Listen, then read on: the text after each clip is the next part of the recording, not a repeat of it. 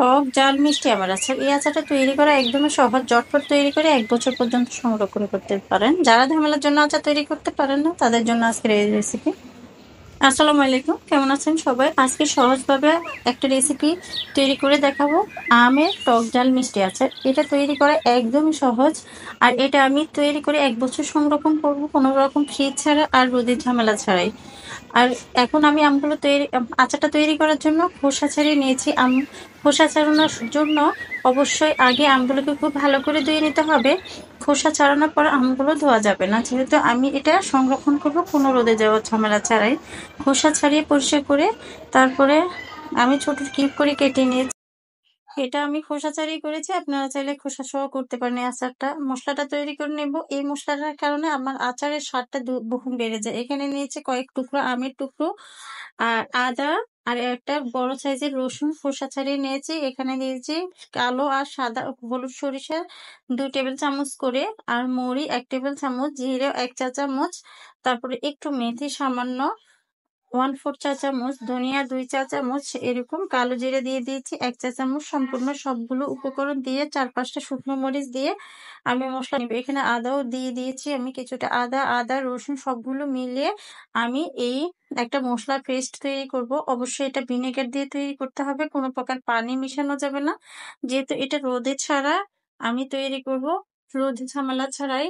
এখন মশলাটা আমি এভাবে ভিনেগার দিয়ে ব্লেন্ডারে ব্লেন্ড করে নিয়েছি। আপনার পাটা পিষে নিতে পারেন, অবশ্যই পানি ব্যবহার করা যাবে না।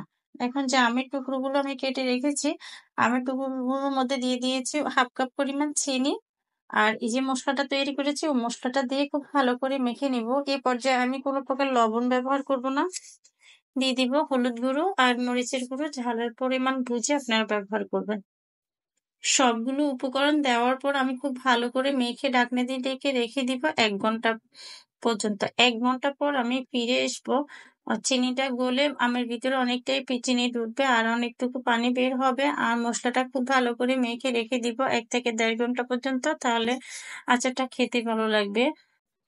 আচারটা তৈরি করার পর একটা পিজও ভেঙে যাবে না, একদম নরম সফট হয়ে যাবে, তারপরে আস্তে থাকবে। এ পর্যায়ে চুলাতে একটা কড়াই বসিয়ে প্রায় 1 কাপের পরিমাণ সরিষার তেল দিয়ে একটু দিয়ে দিয়েছি 5 ফোড়ন 1 চা চামচ পরিমাণ। আর সুন্দর একটা যখন ফ্লেভার ছড়াবে 1 চা চামচ হলুদ গুঁড়ো দিয়ে দিব তেলের মধ্যে, তাহলে যখন আমি মেখে রাখা আমগুলো দিব তখন তেল আর ছিটাবে না। এখন মশলাটা যখন ভালো করে সুন্দর ফ্লেভার ছড়াবে তখন আমি এই মেখে রাখা আমগুলোকে দিয়ে নেড়েচেড়ে ভালো করে কষিয়ে নেব।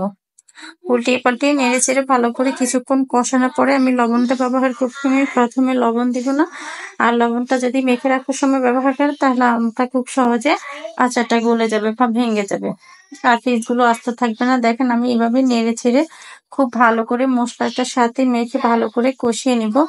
তেলটা যখন মশলাটা ভালো করে কষানো হয়ে যাবে, তেলটা যখন ছেড়ে আসবে, এই পর্যায়ে আমি দিয়ে দিব ভিনেগার। এখানে আমি ভিনেগার ব্যবহার করব স্বাদ মতো। এই পর্যায়ে আমি ভালো করে কষানোর পরে স্বাদ মতো লবণ আর ভিনেগার দিয়ে ভালো করে আবারও নেড়ে ছেড়ে মিশিয়ে, ভিনেগার দেওয়ার পরে কিছুটা আরো পানি বের হবে, আর চিনির পানিটা দিয়ে আমটা আমার প্রায় কষানো বা সিদ্ধ হয়ে যাবে। এভাবে নেড়ে ছেড়ে কিছুক্ষণ কষিয়ে নিয়ে আমটা সিদ্ধ হওয়া পর্যন্ত অপেক্ষা করব, আর মিডিয়াম হিটে রেখে আচারটা তৈরি করব, যেন আচারটা খেয়াল রাখবেন কোনো তলানিতে লেগে না যায়। এখানে আমি 2 টেবিল চামচ পরিমাণ ভিনেগার দিয়েছি। আমি মশলাটা যখন বেটে নিয়েছি ওই মশলাটার পানি ব্যবহার না করে ভিনেগার ব্যবহার করেছি, তাই আমি এখন ভিনেগার 2 টেবিল চামচ পরিমাণ দিয়েছি, বেশি দিয়ে নেই। দেখেন আমি দেখিয়ে দিচ্ছি আমার আচারটা প্রায় সিদ্ধ হয়ে গেছে। এই পর্যায়ে আরো কিছুক্ষণ কষিয়ে রান্না করে নিব। দেখেন আমি দেখিয়ে দিচ্ছি একদমই সিদ্ধ হয়ে গেছে। আচারটা যখন ভালো করে সিদ্ধ হয়ে যাবে, তেলটা যখন ছেড়ে আসবে, তারপরে আমি দিয়ে দিব শুকনো টালা 5 ফোড়নের গুঁড়ো 2 চা চামচ পরিমাণ, আর দিয়ে দিব আস্ত মরিচ কয়েকটা দিয়ে দিব, আর ঝালের জন্য চিলি ফ্লেক্স দিয়ে দিব 1 টেবিল চামচ পরিমাণ। আপনারা চাইলে স্কিপ করতে পারেন। আর দিয়ে দিব 1 চা চামচ পরিমাণ বিট লবণ। বিট লবণটা দিলে আচারের স্বাদটা আর ফ্লেভারটা একদম অন্যরকম আসে, ভীষণ ভালো লাগে খেতে। প্রত্যেকটা আচারে আমি বিট লবণ ব্যবহার করি, চেষ্টা করবেন বিট লবণটা ব্যবহার করার জন্য। আর আচারে অবশ্যই লবণের পরিমাণটা একটু বেশিই লাগে। আর আগে আমি লবণ দিয়ে মাখি নাই, পরবর্তীতে লবণ ব্যবহার করছি, ওই হিসাব করে লবণটা ব্যবহার করবেন। এভাবে দেখেন আমার আচারটা একদমই রেডি হয়ে গেছে। চুলাটা অফ করে আমি একটা বাটিতে ঢেলে নিয়েছি। দেখেন একটাও ফ্রিজে আস্তে আস্তে সবগুলো ফ্রিজ রয়েছে, একটা ফ্রিজও ভাঙে নেই, কিন্তু আমি নাড়াচাড়ার মধ্যে আচারটা তৈরি করেছি।